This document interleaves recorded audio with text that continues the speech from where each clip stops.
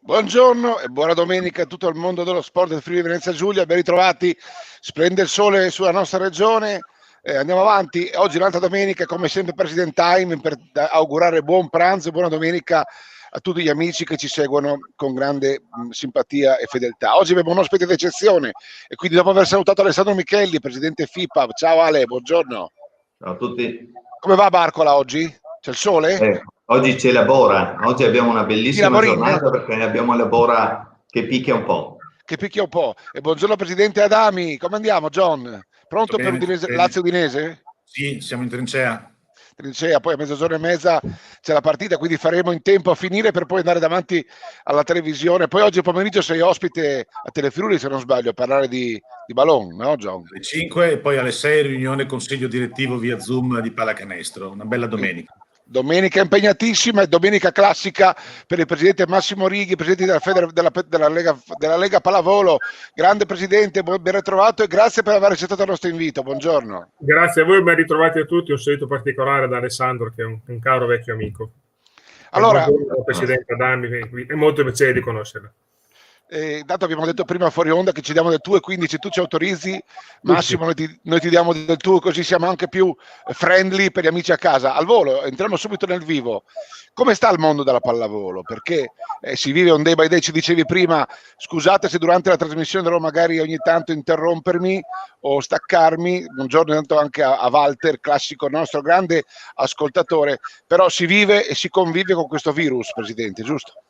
Sì, purtroppo stamattina è proprio una giornata di virus, ahimè, perché abbiamo segnalazioni di giocatori positivi inaspettati oltretutto, quindi stiamo gestendo una situazione un po' straordinaria, per cui mi scuso se magari dovrò oscurare o assentarmi qualche minuto ogni tanto se riceverò delle telefonate particolari. Ho avvertito tutti appunto di non chiamarmi per la prossima ora, però insomma tutto sommato potrebbe capitare.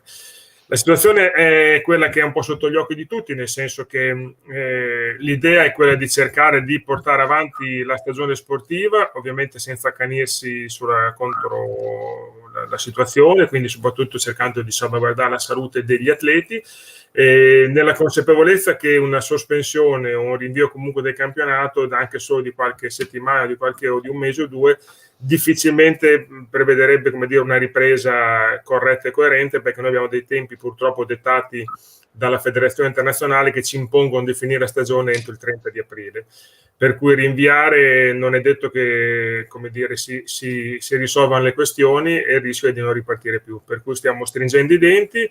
In questo momento abbiamo trovato una prima domenica appunto di apparente tranquillità, salvo queste situazioni di cui vi ho appena accennato, e quindi andiamo avanti con grande serenità da parte di tutti. Abbiamo istituito una commissione che controllerà la qualità delle partite che stiamo giocando ultimamente, cioè se le partite sono o no falsate dall'assenza di giocatori per Covid. Nel caso in cui la Commissione deciderà che sono tante le partite in qualche maniera condizionate dal Covid, probabilmente interverremo sulla formula della stagione. Quindi non avete ancora deciso su blocco retrocessioni o similari, perché è uno dei grandi temi di cui si discute in questi giorni, così come, Presidente, e dopo coinvolgo anche John e Ale, anche sul discorso protocolli. Quanto il protocollo regge, quanto è in balia della ASL di turno, perché poi questo è anche uno dei temi di cui si discute. Ci sono entrambe le situazioni. I protocolli sono fatti in maniera coerente con quelle che sono indicazioni rilasciate dalla Federazione Medico Sportivi e dall'Ufficio Sport della Presidenza del Consiglio dei Ministri, quindi sono assolutamente in linea e sono, diciamo, molto molto simili a quelle che sono approvate per gli sport professionistici dal Comitato Tecnico Scientifico. Il tema qual è? Che comunque ci possono essere interventi delle ASL che non riconoscono questi protocolli in quanto non sono comunque provvedimenti ministeriali e per cui si sovrappongono a quelle che sono si sovrappongono le loro decisioni a quelle che sono le decisioni prese in ragione del protocollo. Avete visto, è stato sotto gli occhi di tutti il caso del Napoli Calcio con la Juventus, ma ne sono capitati anche altri e li stiamo gestendo, li gestiamo con tanto buon senso, con tanta buona volontà, parlando con le ASL. Una ASL, per esempio quella dell'Emilia Romagna, ha detto va bene, noi rispettiamo il protocollo che fate anche con gli sport professionistici, quindi i giocatori per esempio dell'Emilia Romagna seguiranno esattamente i tempi dati dal protocollo per i professionisti. Altre regioni lo stanno facendo, qualcun'altra no, quindi ripeto, siamo un po' in balia dei singoli funzionari, però credo che sia un problema di dialogo e di ascolto, cosa che purtroppo in questo momento in Italia manca molto. Sì, uno dei grandi problemi. Giovanni, com'è stata la settimana? Questo discorso delle ASL, che poi alla fine, cioè, veramente dipende dal funzionario che trovi, perché ogni provincia fa storia a sé. Questo è un pochino anche, vabbè, è un paradosso nei paradossi, ma viviamo nel paradosso, quindi inutile starci a discutere sopra. Che settimana è stata, John? E No, tanto beh, anche tu, se vuoi dare il benvenuto al presidente. ASL, Certo. non l'abbiamo, diciamo così, non l'abbiamo vissuta con particolari situazioni di criticità o cose di questo tipo. Abbiamo insomma, ieri siete partiti via, voi partiti di Eagles di Cividale, insomma, direi che si sta mettendo un po' in moto. La settimana scorsa è partita bene l'Old Wild West con una vittoria a Mantova. Direi che siamo sostanzialmente in piedi, viviamo, come già detto, la giornata, vediamo quello che succede di volta in volta e speriamo di fare più partite possibili. Questo è il nostro obiettivo, fare più allenamenti possibili, più partite possibili. Poi quando si fermerà, guardate ad esempio Trieste, uno di basket, quanti problemi ha legati al contagio dei giocatori e alla salute dei giocatori, per cui continua a non giocare o a giocare a spizzati bocconi, però sapevamo che la stagione doveva essere così. La settimana, per risponderti, non è stata particolarmente, sotto questo profilo, particolarmente gravosa. Forse l'onda del contagio nella nostra regione sta prendendo una piega, a livello nazionale sta prendendo una piega un po' più favorevole.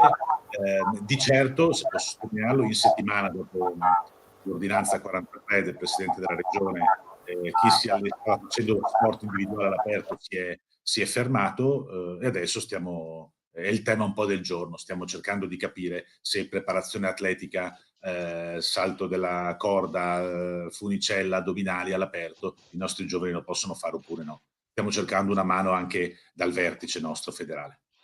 Ale, ci aspettiamo qualcosa di particolare dal prossimo DPCM in arrivo dopo il 3 dicembre? Ma guarda, diciamo che io penso che al di là per quanto riguarda il discorso dello sport, e qua probabilmente Massimo nella sua funzione di comitato 4.0, su cui dopo interverremo sicuro, diciamo che probabilmente si auspica che qualcosa arrivi per quanto riguarda, no, quella fascia di sport professionistico e dilettantistico, soprattutto di alto livello. Per quanto riguarda il resto, onestamente io non mi attendo purtroppo grandi cose da quello del 4 di dicembre. Nel nostro mondo, cioè, diciamo che stiamo andando avanti nello stesso modo in cui ci è indicato anche qua in regione l'ultimo DPCM, quindi anche l'ultima ordinanza che c'è stata per noi non ha cambiato sostanzialmente nulla. Per noi vanno avanti gli sport, vanno avanti le squadre che disputano campionati nazionali e possono andare avanti per quanto riguarda anche gli allenamenti. Resta sempre valido, come abbiamo fatto quel nostro appello che riguardava appunto un attimo la presa d'atto che forse è un atto anche un po' di sacrificio da parte delle nostre società in questo specifico momento, soprattutto nella nostra regione, che non dimentichiamoci che eravamo praticamente veramente al limite per diventare zona rossa durante l'ultimo weekend. In realtà diciamo che siamo riusciti a mantenere l'arancione, ma quello che per noi deve essere l'obiettivo è raggiungere prima possibile, no? Ritornare in zona gialla, che ci permetterebbe di cominciare a fare un'attività, ma soprattutto una vita sociale, diciamo, quasi vicina a quella che vivevamo, diciamo, in autunno. Salutiamo Antonio, salutiamo anche Mario. Salutiamo Andrea, grazie a Forza Gestione. Ieri abbiamo fatto l'esordio e abbiamo vinto, è stato come sempre bello, perché, caro Massimo, alla fine poi c'è la magia del campo, no?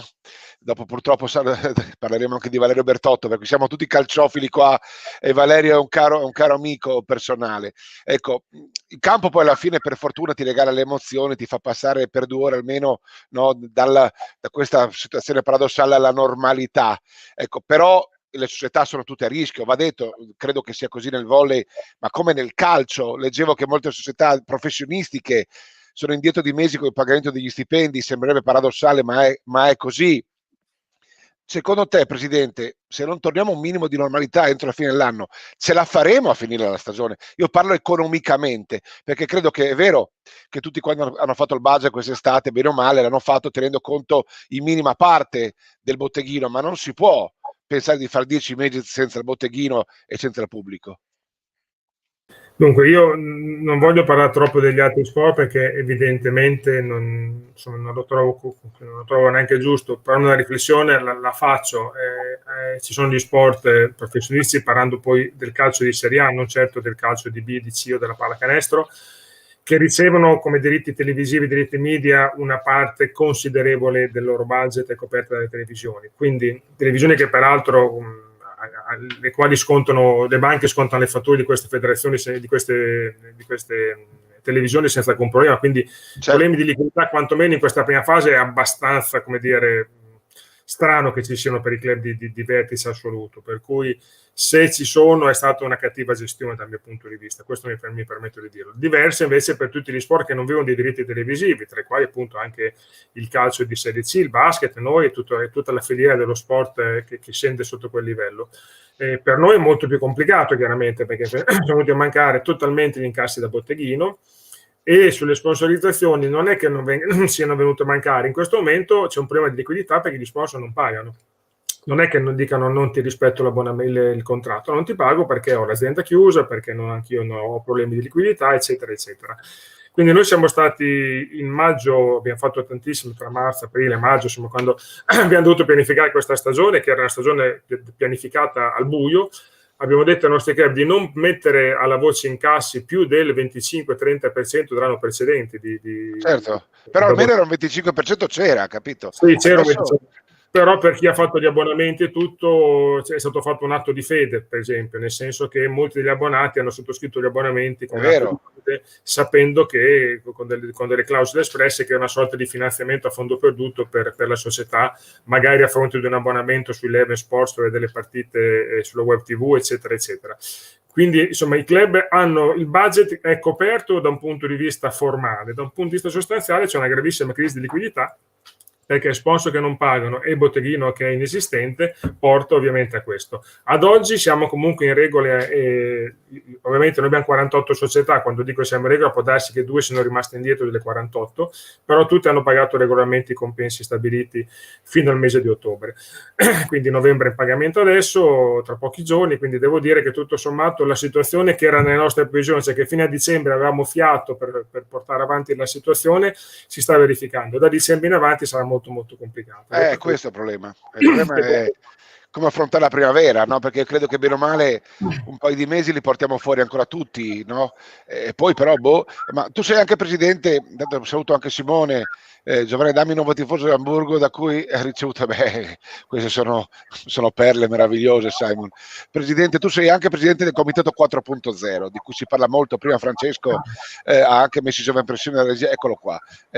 Il mondo dello sport, diciamo che cosa comprende? Basket, tutto, maschile e femminile, volley, tutto, maschile e femminile, calcio, Lega Pro se non sbaglio, e c'è anche il mondo della corsa. Dimmi se ho dimenticato qualcuno. No, hai detto correttamente. Tu sei il presidente di questo comitato su cui si è fatto tanto affidamento, no? Non sono presidente, sono uno dei componenti, non c'è un presidente, ci sono 5 leghe. Sì, quindi, diciamo che sei però uno dei promotori. I promotori, sì, certo. Ecco, noi nel mondo di questo sport, virgolette, minore, no? Che poi però portiamo insieme tanti numeri.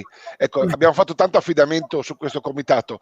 Qual è lo stato dell'arte? Cosa avete ottenuto fino ad oggi? Si era parlato molto del credito d'imposta quest'estate, poi si è un po' perso per strada, non lo so, faccio domande del popolo io. E poi se sono all'orizzonte arrivi concreti, sostegno concreto, aiuti. Del governo ci considera o non ci considera? Questo è il discorso presto. Sicuramente ci considera. Il credito d'imposta è già legge, nel senso che è già stato, era un decreto legge già convertito in legge. Il problema del credito d'imposta è che manca il decreto attuativo che si sta rimbalzando sui tavoli dei ministri dell'economia e della finanza, del MEF e dello sport, ma finalmente avevano trovato un'intesa sul testo finale. Adesso il testo è all'ultimo esame, quello della Corte dei Conti, e si pensa purtroppo che prima del 10-12 dicembre non venga licenziato, perché nel marasma di attività che hanno, chiaramente quelli sono i tempi. E devo dire che siccome il credito d'imposta si può ottenere entro il 31 dicembre del 2020, paradossalmente più si va avanti, più è probabile che poi venga anche esteso oltre il 2020, che è un po' il tema delle nostre ultime osservazioni che abbiamo fatto sul regolamento. E cioè attualmente la legge prevede, ma quando è stata approvata andava bene perché eravamo a settembre, che tutti i contratti di sponsorizzazione sottoscritti dal 1 luglio al 31 di dicembre, purché pagati e regolarmente tracciati, potevano godere dell'abbattimento del 50% come credito d'imposta. Il valore del 50% andava come credito d'imposta. Il problema è che adesso molte aziende avevano detto: noi facciamo la sponsorizzazione se mi garantite credito d'imposta, perché oggettivamente è conveniente, lo faccio sia per la visibilità che anche per un ritorno ovviamente di carattere fiscale, che è un po' il tema, che l'incentivo è quello, come per l'editoria, gli incentivi sono quelli. Per cui molti sponsor sono sì, che stanno per entrare ma non sono ancora entrati. Evidentemente trovate che più andiamo avanti meno sarà possibile che entrino queste aziende, anche perché non sono poi tempi per i pagamenti, per la contrattualistica e per tutto il resto. Quindi abbiamo chiesto di portare i contratti anche sul 2021, quindi di farli terminare al 30 giugno 2021 come tutte le stagioni agonistiche poi delle nostre federazioni. Stiamo ragionando su questo, abbiamo anche chiesto che il credito d'imposta, visto che non hanno ancora fatto questo regolamento, possa diventare per il 2021 il 90% del valore, non solo il 50%. Quindi stiamo lavorando, però è legge che il credito d'imposta, è una, non dico vittoria, non vittoria, che non è un problema di vittoria, comunque è un dato di fatto. Esisterà anche un regolamento il prima possibile che ci consentirà appunto di poter far scaricare alle nostre aziende il 50% del loro intervento di sponsorizzazione. E questo è un tema. Sono escluse da questo provvedimento ad oggi tutte le società sportive che hanno optato per il regime agevolato della legge 398 del 1991. Quelle sono ancora situazioni che sono al di fuori, anche se per loro è prevista in ipotesi comunque la costituzione di un fondo speciale che ancora negli atti non abbiamo visto, che però in questo momento è solo un intendimento che aveva assicurato il ministro Spadafora anche in una delle sue recenti apparizioni su Facebook. Poi cosa stiamo facendo? Noi, devo dire una cosa, una considerazione: lo sport, che non fosse proprio il calcio, non è mai stato ricevuto dai ministri. Noi invece con questo comitato 4.0 abbiamo già incontrato il ministro Gualtieri, cioè il ministro credo che in questo momento è il più importante del nostro arco parlamentare, perché è il ministro dell'economia e della finanza. Più volte il ministro Spadafora. Non vi dico quanti viceministri e sottosegretari abbiamo incontrato, sempre su Zoom, anzi no, Gualtieri abbiamo incontrato a Roma di persona, abbiamo parlato con Conti in una videoconferenza, quindi voglio dire, abbiamo raggiunto il massimo delle potenzialità delle interlocuzioni che lo sport territoriale, come ci definiamo noi, cioè quello sport che ha ramificazioni forti sul territorio, che non vive di diritti televisivi, ma vive di risorse del territorio, potesse fare. E tuttora noi abbiamo anche domenica scorsa abbiamo fatto una riunione con il Comitato 4.0, la presenza di vice ministri, di funzionari dei ministeri sia dell'economia e delle finanze che dello sport, che non è così semplice che la domenica pomeriggio ti concedano questa possibilità. Vero, certo. Quindi e le misure che abbiamo chiesto sono 3. Una l'abbiamo già vista nelle bozze del decreto ristori che è uscito ieri proprio, che è quella del differimento del versamento delle imposte che scadono a dicembre, a gennaio e a febbraio del 2021, che è un provvedimento marginale, però è un provvedimento comunque importante, perché ci sono alcuni sport che oggettivamente hanno dei versamenti importanti, ma anche noi abbiamo delle scadenze, l'IVA, e le imposte dirette e indirette, quindi in questo caso. Ma gli altri 2 provvedimenti sui quali stiamo lavorando con molta più insistenza e che purtroppo non c'è traccia in questa prima bozza, ma ieri abbiamo fatto appunto un comunicato stampa piuttosto duro, perché avevamo avuto rassicurazioni dagli organismi ministeriali che invece sarebbe entrato in questo provvedimento, queste 2 misure. La prima è il ristoro di tutte le spese sanitarie sostenute in funzione dell'epidemia del Covid. Questo è molto importante, sarebbe. Questo sarebbe molto importante. Perché sono tutti costi sostenuti che non generano ricavi. Cioè lo Stato italiano ci impone di sostenere dei costi che sono la tutela della salute del cittadino, in questo caso di uno sportivo, a fronte di 0 ricavi, perché non è un investimento, ma è semplicemente un costo. Allora, sulla falsariga del pensiero che i costi devono essere condivisi dalla collettività, non può rimanere a carico di un privato il fatto che io sostenga dei costi e a fronte dei quali non ho nessun tipo di ricavo. E questo pensiero è condiviso sia dal Ministro della Sanità, peraltro in questo caso, che anche dagli altri ministri, e quindi è stato approvato, c'è già il testo della legge, c'è già tutto. In questo momento non è entrato, ma ripeto, è una bozza, le bozze ce ne sono delle decine circa, noi abbiamo intercettato la prima bozza ieri e su questa bozza non c'era, però era un percorso. Il secondo invece, che è la cosa sicuramente più importante, e che non vuole essere, appunto, e questo è l'atteggiamento del Comitato 4.0, non vuole essere una situazione di contribuzione a fondo perduto, cioè di lamentarci non ci sono soldi, regalateci dei soldi, perché non vogliamo quello, noi vogliamo un prestito. Abbiamo già fatto questa riunione in cui c'era anche il presidente dell'ICS, cioè dell'Istituto del Credito Sportivo, Andrea Bodi, che ha dato la disponibilità, ha messo a disposizione i fondi. Noi chiediamo un finanziamento restituibile in 10 anni con garanzia da parte dello Stato, come fa per le piccole e medie imprese peraltro, al massimo del 25% del fatturato di una singola società, per un importo comunque non superiore a 800.000 euro. Chi volesse poi andare oltre gli 800.000 euro dovrà prestare delle garanzie personali da parte dei presidenti. Perché chiediamo questo prestito immediato, veloce, rapido? Perché è quello che ci consente di superare il problema della liquidità. Come si diceva prima, noi il problema della cassa corrente adesso è enorme per i nostri club. A gennaio avremo questa problematica. Se riuscissimo ad accedere a questo finanziamento rimborsabile, salvagente, un salvagente questo. Ma sì, ma pensiamo magari anche a una storia che prende solo 250.000 euro di finanziamento, cioè 10 anni e 25.000 euro all'anno per restituirli, senza portare delle garanzie personali fra l'altro delle proprietà, quindi o del presidente o dei soci, e con calma in 10 anni gli interessi sono 0, ovviamente su questi finanziamenti, e consentirebbero appunto una presa di posizione coerente con il nostro spirito, cioè di non essere, come dire, chiedere basta, ma chiedere perché abbiamo bisogno e restituiamo quello che ci viene dato. Ecco, secondo te, Presidente, questo è concreta questa possibilità?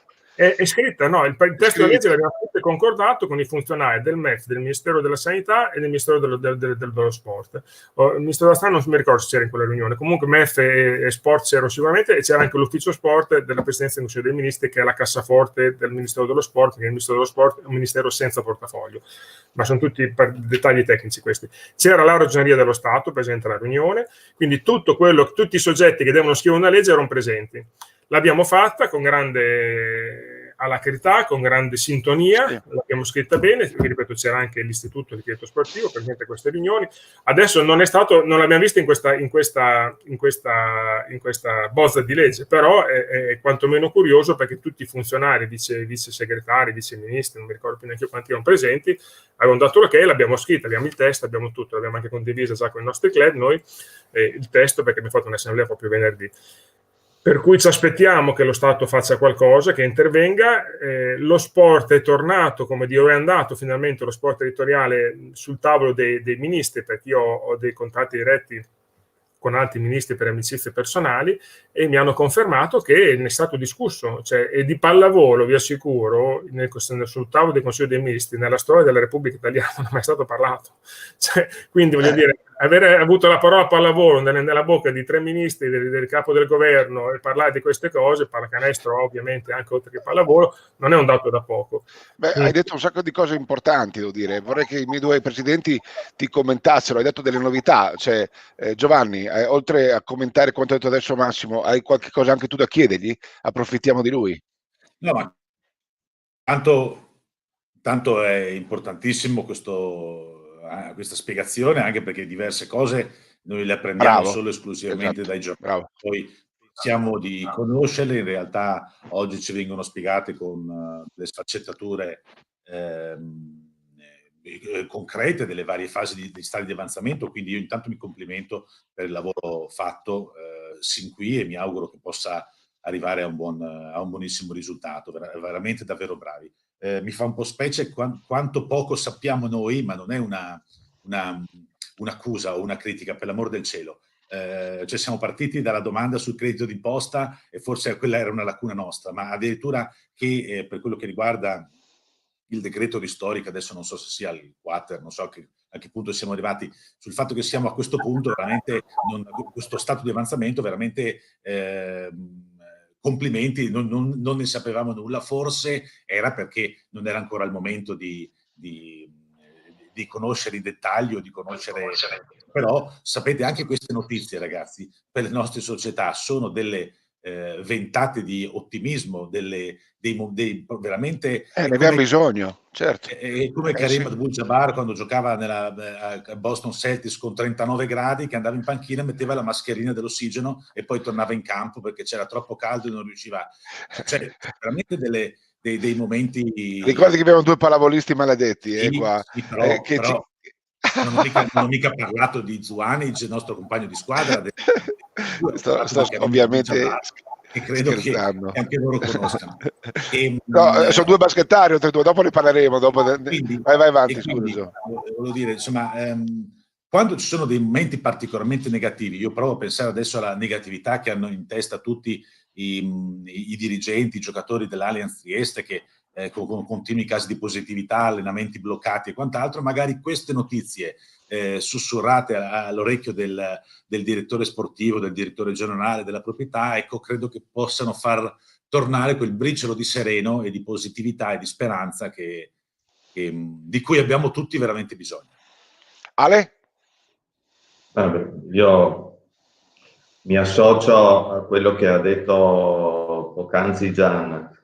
Certo che noi in questo caso penso che siamo anche un po' fortunati. Massimo, diciamo, non lo dice, ma insomma il presidente precedente della Lega Pallavolo Serie A oggi è un ministro di questo governo, quindi sicuramente diciamo che è stato anche, no, un po' merito di questa presenza che oggi, no, ci ha aperto il mondo del governo e quindi fa sentire, e questo è bello perché fa sentire non solo il discorso della pallavolo, ma fa sentire tutto il mondo dello sport e delle necessità che questo grande sistema che genera fatturati comunque importantissimi venga ascoltato e venga in questo caso ristorato. E lo dico anche, trovo una cosa veramente che deve essere portata a esempio, il fatto che non si chiedano, no,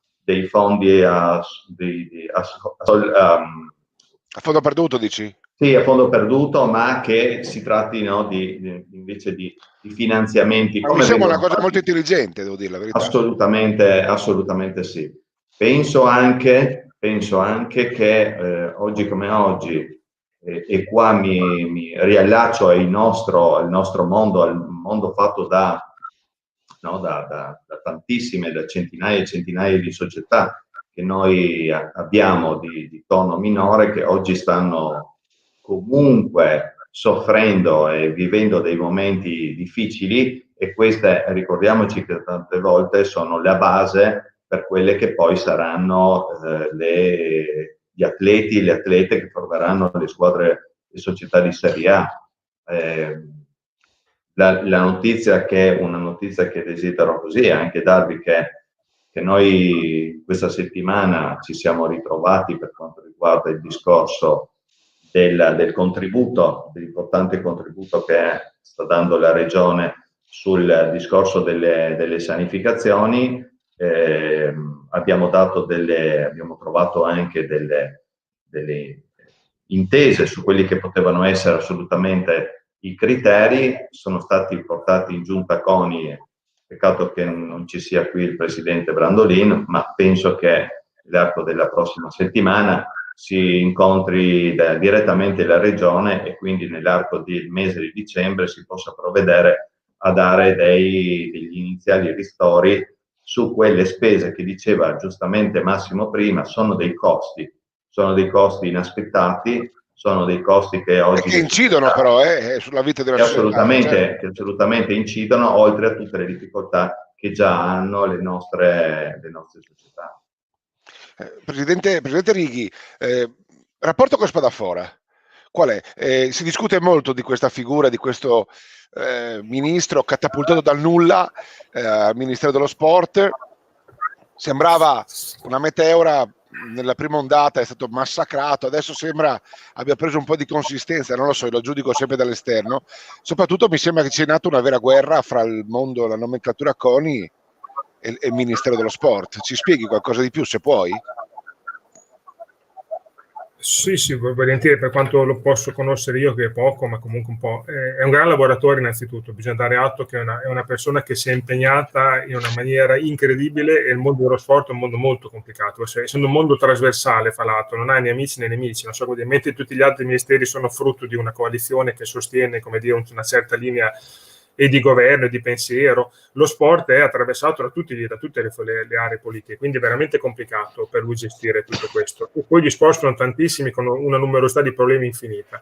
Si è impegnato, io ho condiviso alcune cose sue fatte molto bene, altre assolutamente no, come la riforma del lavoro sportivo, tanto per essere chiaro, nel senso che avevamo aperto un tavolo di confronto con il Ministro del Lavoro all'epoca, quando c'era ancora il vecchio governo, diciamo quello precedente a quello attuale, e con il sottosegretario dello sport, che all'epoca erano Simone Valente e Giancarlo Giorgetti. E con loro abbiamo partecipato a diverse riunioni e avevamo scritto una bozza di legge sulla riforma del lavoro sportivo, che non era così penalizzante come quella di adesso. Così come la riforma del vincolo, per come è stata costruita, non mi piace per nulla. Infatti volevo parlarne dopo anche di questo, bravo. Ecco, quindi su questi due temi poi come al solito, le regole della democrazia sono queste. Io sono chiamato a dare adesso un parere ed è contrario, poi ovviamente mi adeguerò a quelle che sono le regole della democrazia, cercherò di applicare meglio le leggi che vengono scritte, sperando di tenere in piedi un sistema che sarà fortemente penalizzato, perché imporranno a tutti gli sport di sottoscrivere dei contratti di lavoro, quindi non si parlerà più di sportivo dilettante professionista, ma si parlerà di contratto di lavoro sportivo, per i quali per tutti questi contratti sono previsti oneri previdenziali e assistenziali che sono anche corretti e coerenti dal punto di vista sociale, perché è ovvio che gli sportivi devono avere però siccome il parametro è il calcio, allora qui il tema è che quando un giocatore come Ibrahimovic, che prende, non so, dico il primo che mi mente, 5 milioni, 10 milioni di euro l'anno ed è un dipendente, fai più 10, va che 5 credo, e viene considerato un dipendente, diventa una cosa ridicola che il dipendente guadagna 10 milioni di euro, onestamente. Allora il problema è la riforma della legge sullo sport in generale, quindi la legge 91, riformarla, costruire dei percorsi che abbiano una logica, perché non si può pensare di avere dei dipendenti a questi importi, e costruire invece un percorso anche per gli altri sport che sia ovviamente di salvaguardia, affinché lo sportivo che si approccia al mondo appunto dello sport possa costruirsi un percorso anche pensionistico, ci mancherebbe altro. Però dobbiamo anche pensare che la carriera di uno sportivo dura quello che dura, appunto, a parte qualche milionario che fa sport, gli altri dovranno fare altri lavori nella loro vita a un certo punto, quindi dovranno costruirsi altri percorsi. Io su questo avrei guardato messo più attenzione, ma detto quello, il ministro sta lavorando bene, adesso credo che lui sia molto schiacciato ancora su questa riforma dello sport, perché 5 dei 6 decreti, dei 6 atti in cui è costruita la legge di riforma dello sport, li ha fatti approvare dal Consiglio dei Ministri.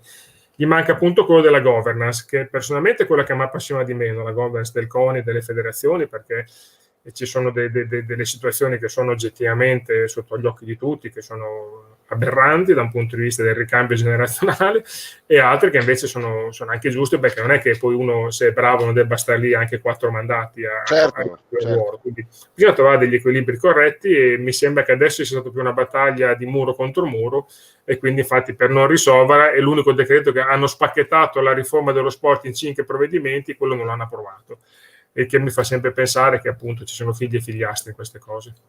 Purtroppo è così. Prima di chiedere a Giovanni e ad Alessandro cosa ne pensano della legge sul vincolo, ti chiedo una cosa a bruciapelo. Io leggo la Gazzetta da sempre, anche se non è più la Gazza dei tempi che furono, ma insomma leggo, e ho letto di parecchie baruffe, cioè tu sei uno tosto, quando c'è da andare vai, e ho letto anche di baruffe toste contro la federazione.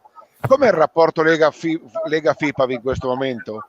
Spero di non farti una domanda scomoda, però io mi attengo ai testi della rosea.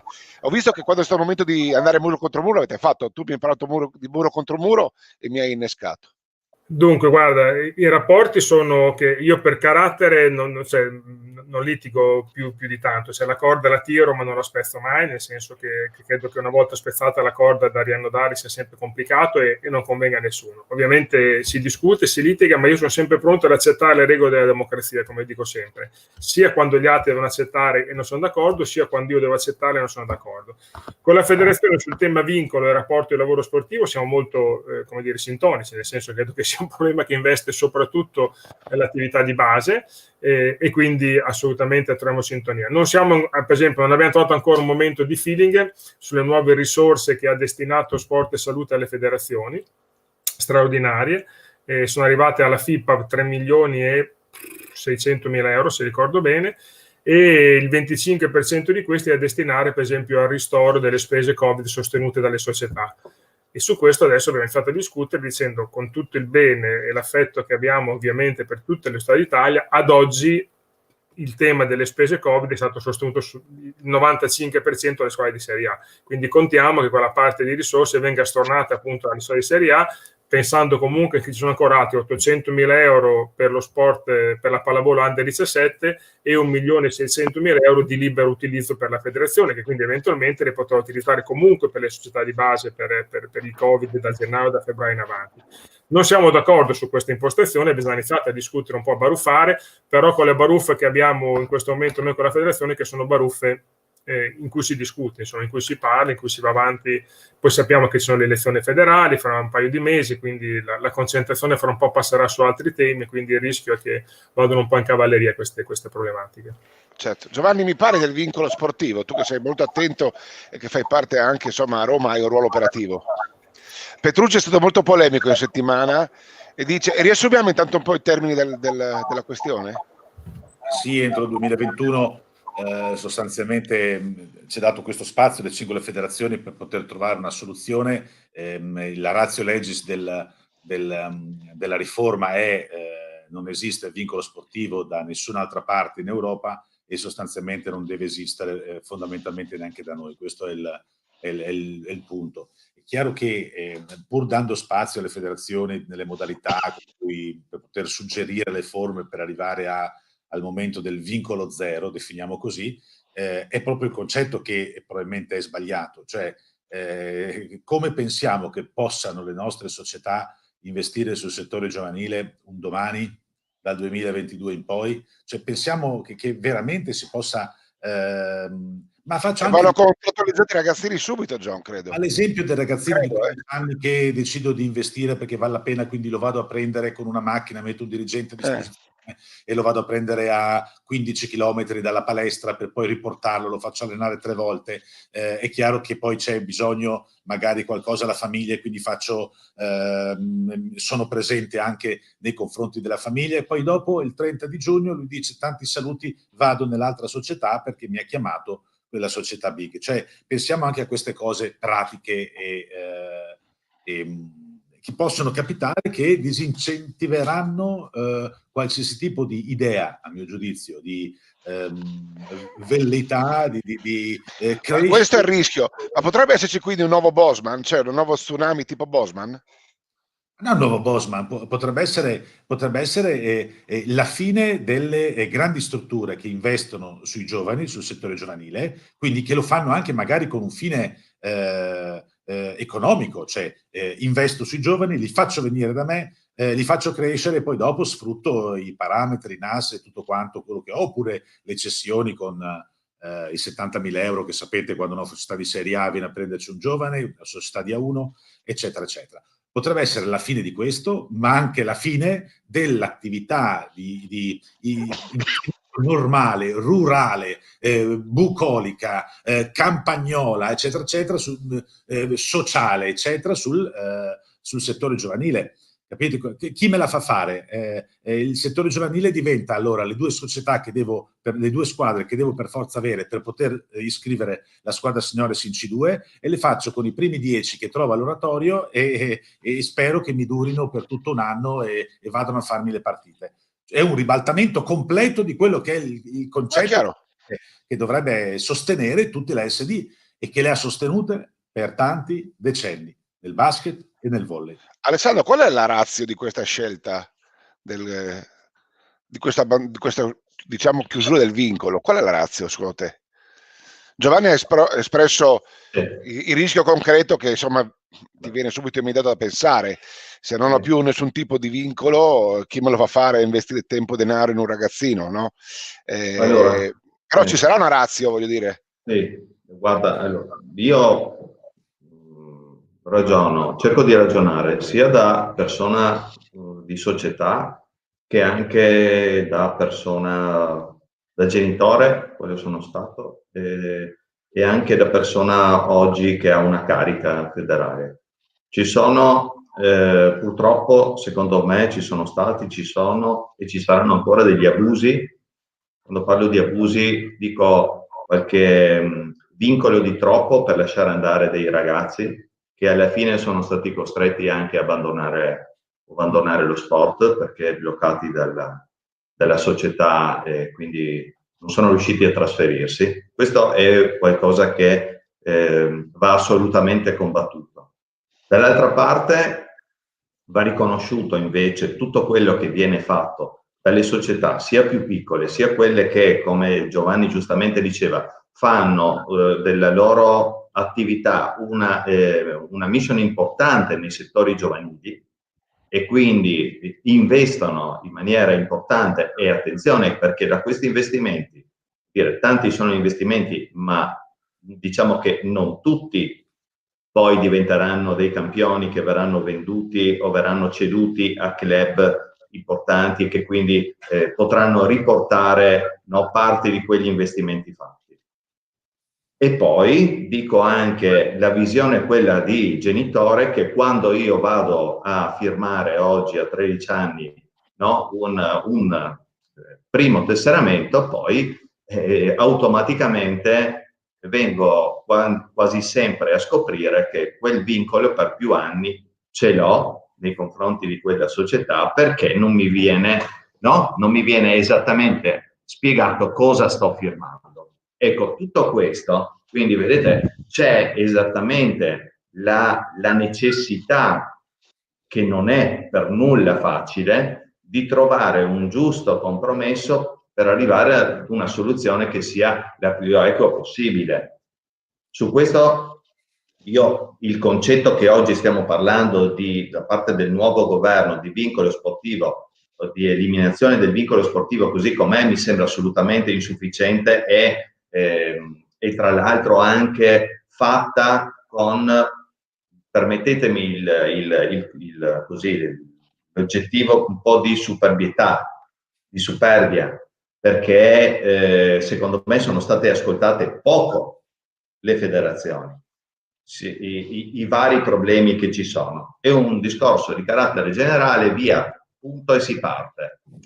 Questo io invece su questo non sono assolutamente d'accordo, come probabilmente sicuramente anche John.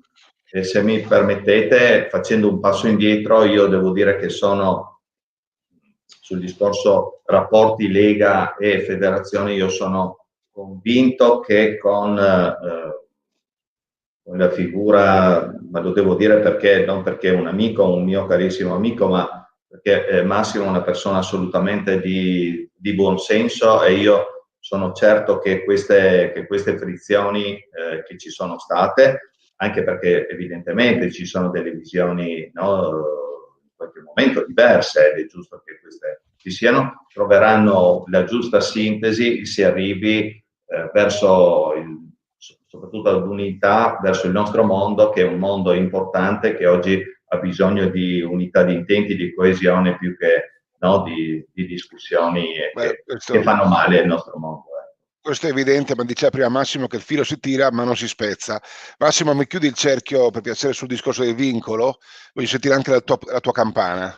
Giovanni e Alessandro hanno parlato come presidenti di federazione regionale che tutelano ovviamente le loro società, che vedono un rischio all'orizzonte.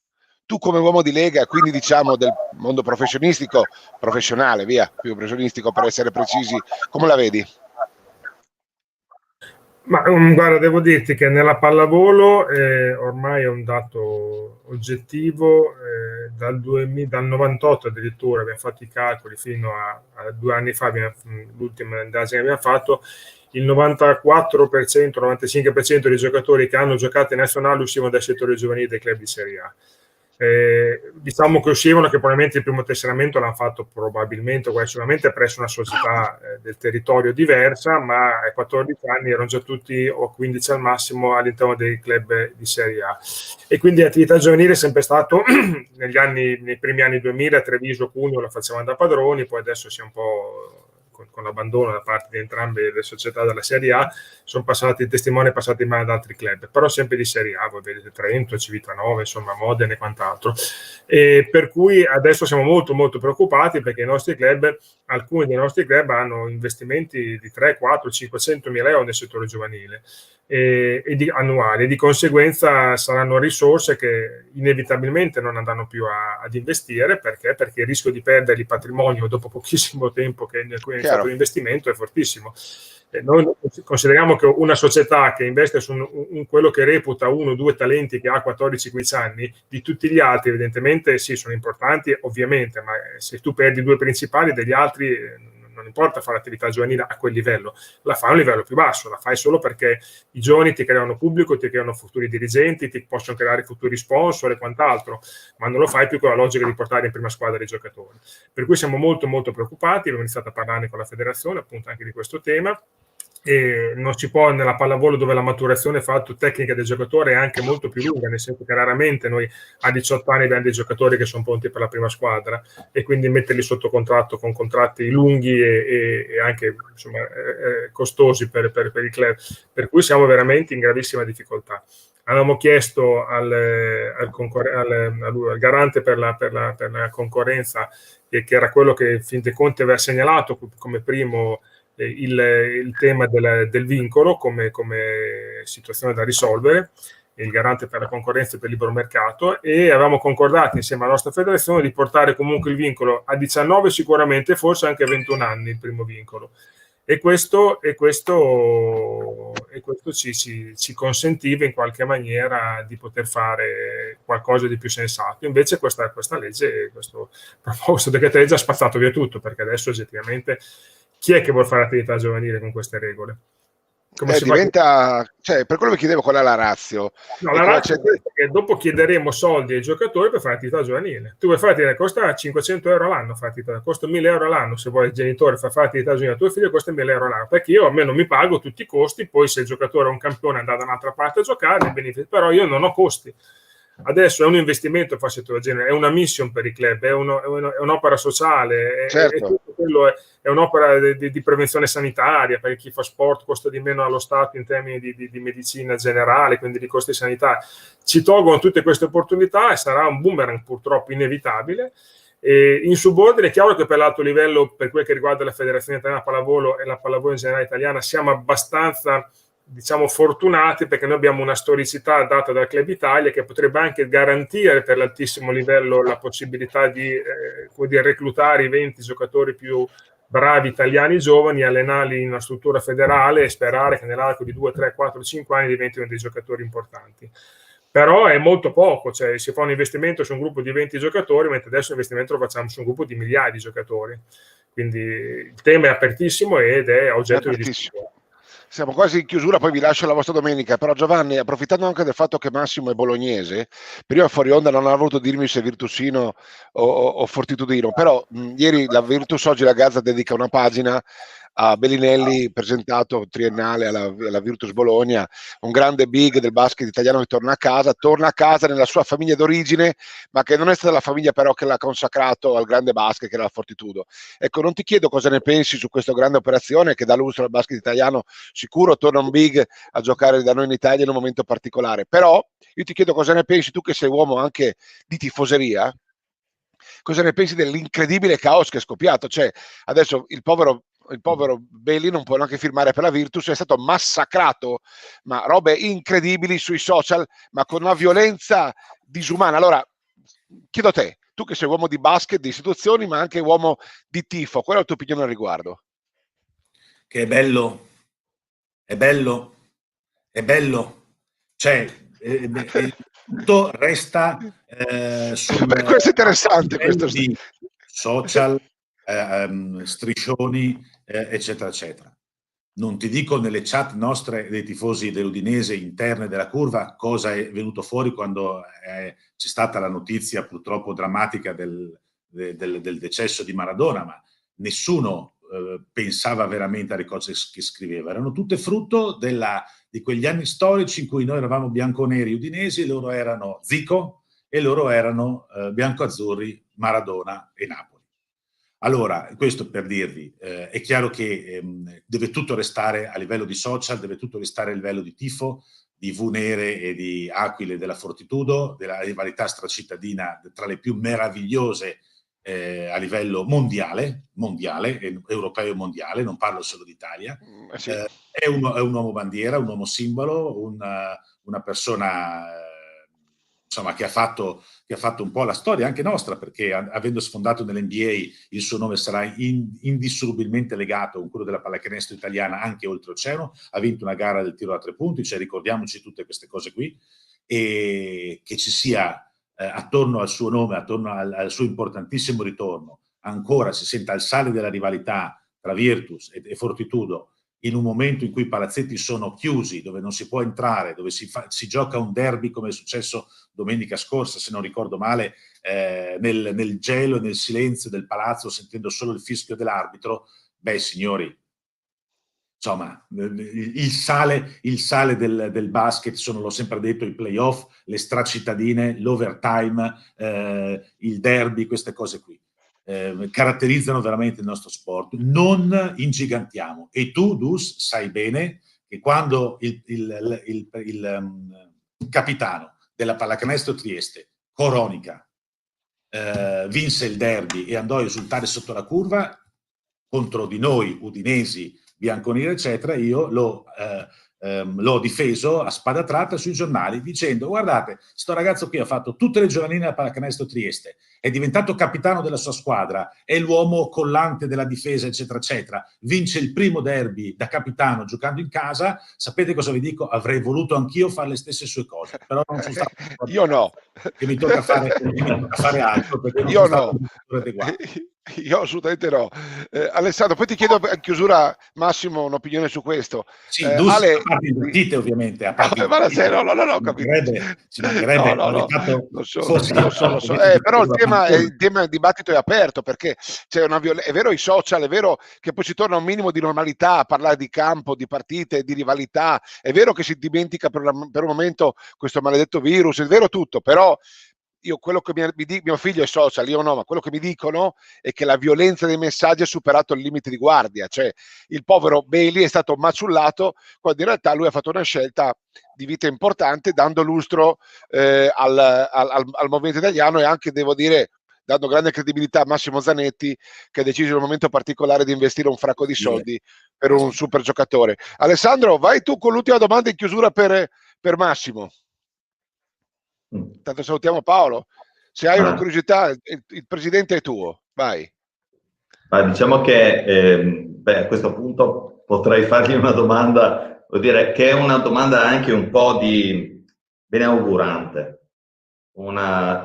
Se possiamo pensare, no, in un prossimo futuro magari di ritornare a fare un grande evento nella nostra regione, perché diciamo che tutto sommato anche la pallavolo di alto livello ci manca tantissimo. Abbiamo fatto i mondiali 2010, abbiamo fatto i mondiali 2014, il rapporto con la Lega però è un rapporto veramente di amicizia e di collaborazione stretta, perché quando abbiamo fatto delle cose bellissime, quindi questo se secondo Massimo, diciamo che nei tantissimi appuntamenti che ci saranno finalmente, diciamo, con pubblico, con il meraviglioso pubblico che noi tutti auspichiamo di vedere prima possibile, però se secondo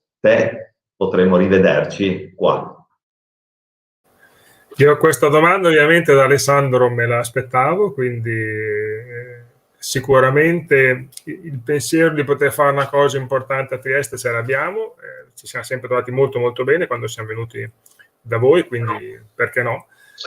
Sapete che noi abbiamo pochi eventi adesso da organizzare, nel senso che non facendo più lo Stargame abbiamo come eventi la Supercoppa italiana e la finale di Coppa Italia. Questi sono i due eventi e avendo, come dire, un baricentro su Bologna molto, come dire, coerente per tante tifoserie, negli ultimi anni abbiamo fatto tanta attività su Bologna, appunto, perché un po' perché Bologna è la capitale dello sport in Italia, c'è poco da fare. Sì, poi c'è un impianto che si presta per certi versi a quelle che sono le nostre... Più impianti, a questo punto direi. A questo punto. Quello del Paladozzo, dove io ho giocato per tanti anni, peraltro come baschettaro, appunto, contro anche Trieste, che abbiamo ospitato lì, già da Trieste abbiamo ospitato proprio al Paladozzo, adesso mi viene in mente. E invece l'Unipol Arena è il Palasport nel quale noi ci riconosciamo un po' di più, perché ha anche spazi per quelle che sono le attività di contatto con il pubblico, certo. E quindi ci troviamo un po' meglio lì perché è più grande. Ovviamente sarebbe stato il forum come dire, lo spazio naturale per la pallavolo, per i grandi eventi. Facciamo Volley Land fino a 10 anni fa, che era una grandissima festa della pallavolo, venivano 15.000 persone al giorno durante le finali di Coppa Italia, però hanno ridotto gli spazi, quindi non ci sono più le opportunità che c'erano una volta, quindi è diventato quasi come Bologna da un punto di vista degli spazi extra arena.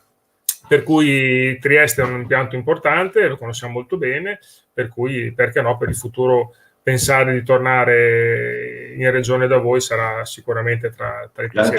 Lancio un messaggio, un evento di grande livello in Piazza Unità. Ecco, guarda, quello della pallavolo all'aperto, tu sai che abbiamo sfiorato... Siete bravi voi.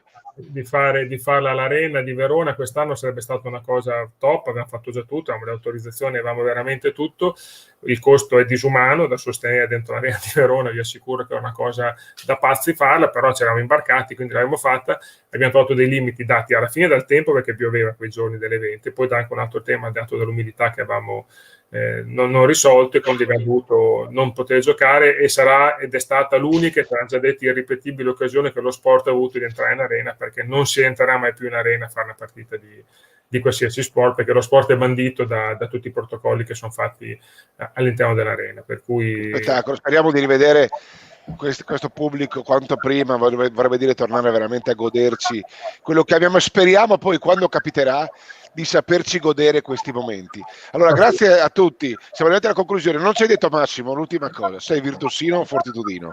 Guarda, io posso dirti, sono nato familiarmente virtusino, nel senso che da bambina della Virtus, perché la Fortitudo all'epoca stava uscendo, stava nascendo, poi da quando ho iniziato a giocare a un certo livello, perché insomma adesso al di là di tutto, da quando ho avuto 19-20 anni, insomma le mie frequentazioni erano con entrambi i giocatori, perché poi dopo all'epoca c'erano tantissimi tornei estivi che si facevano insieme, quindi io li facevo. Giardini? Ma i Giardini, sì, io ho vinto la prima edizione dei Giardini come miglior realizzatore dei Giardini. Come il nostro Malagoli, Johnny, questo è uguale. Sono stato, ho quell'etichetta lì. Poi giocavo tanto con Nino Pellacani, con Zatti, con Fantin, con tanti giocatori di più due le spe, con Renato Villalta, che con i quali siamo rimasti amicissimi. Quindi è difficile dire se sono di qua o di là, ormai è una bandiera che ho abbandonato, per cui tifo per entrambi. Quando c'è il derby tendenzialmente rimane abbastanza... È un politico ormai. No, guarda, qui non ti credo. Ti ho apprezzato tantissimo per la tua onestà, hai detto un sacco di cose importanti e dirette, su questo aspetto non ti credo. No, ho detto che sono nato virtusino. Io andavo a questo è Clivio Righi, che non è neanche mio parente. Grande Clivio, grandissimo, giocavo con lui a Venezia, alla Reyer, io da ragazzo. E quindi insomma no, veramente è come dirmi se tifo per la Juventus, per l'Inter, per il Bologna, se mi piace il calcio, ma appunto non è che ho delle passioni o delle pulsioni particolari. La pallacanestro la guardo poco, devo dire la verità, perché il tempo non c'è, non perché non mi piaccia, ma non ho tanto tempo. Seguo le dinamiche perché a Bologna si è investiti dagli amici in qualsiasi momento, quando sono fuori dal mondo del lavoro mi parlano di pallacanestro in tanti. Poi ho degli ottimi rapporti, ho sempre avuto degli ottimi rapporti con tutti i presidenti della Lega Basket, quindi li ho frequentati, ecco, tutti questi sono le mie generazioni, questi ragazzi qua più o meno, Ansaloni, Binelli, adesso li riconosco qualcuno. Sì, Ansaloni numero 12, Binelli numero 11. Triste, ragazzi, ecco, tutti questi ragazzi qua, Magri, vicenatori, insomma, mamma mia, tutta gente con la quale io ho giocato tanti anni insieme nei tornei, in campionati, anche perché molti sono stati anche i miei compagni di squadra poi nel loro fine carriera, quando abbassavano un po' il loro livello, perché io ho giocato in Serie B al massimo, quindi i livelli erano quelli. Peraltro, ti ripeto, qua a Bologna questa cosa di Bellinelli la viviamo in maniera abbastanza viscerale, per cui le aberrazioni da social ci sono, purtroppo. Speriamo che la polizia postale intervenga anche nei confronti di chi esagera, perché deve essere lo Stato che poi interviene, perché purtroppo non abbiamo altri strumenti che non siano quelli. E la prevenzione è sicuramente un conto, e invece anche la repressione in questi casi serve, perché devono reprimere questi atteggiamenti che sono veramente aberranti, che vanno oltre ogni logica. Grazie, salutiamo anche Alberto Trevisan, questo messaggio su in extremis, e grazie per la vittoria di ieri, e ci comuniamo un saluto per Rocchetto, grande personaggio del basket locale, per naturalmente scomparso. Un abbraccio alla famiglia. Grazie Giovanni, buona domenica. L'Udinese scende in campo con Forestieri in attacco, con il vice di Gotti in panchina, tante assenze last minute che lasciano presagire qualche problema in casa udinese. Mezz'ora e mezza. Abbiamo visto, purtroppo. Visto. Grazie Alessandro, buona domenica a te e a tutta Trieste. Presidente, è stato un grande onore averti, è un grande piacere, ci hai riempito di un sacco di novità e di cose importanti. Speriamo in futuro di poter ancora approfittare della tua competenza. Buon lavoro. Garantisco la mia presenza, magari fra qualche mese per qualche aggiornamento, sicuramente. Buon lavoro, in bocca al lupo e grazie di tutto. Buona domenica a tutti. Grazie a tutti. Evviva, ciao, grazie, ciao. ciao.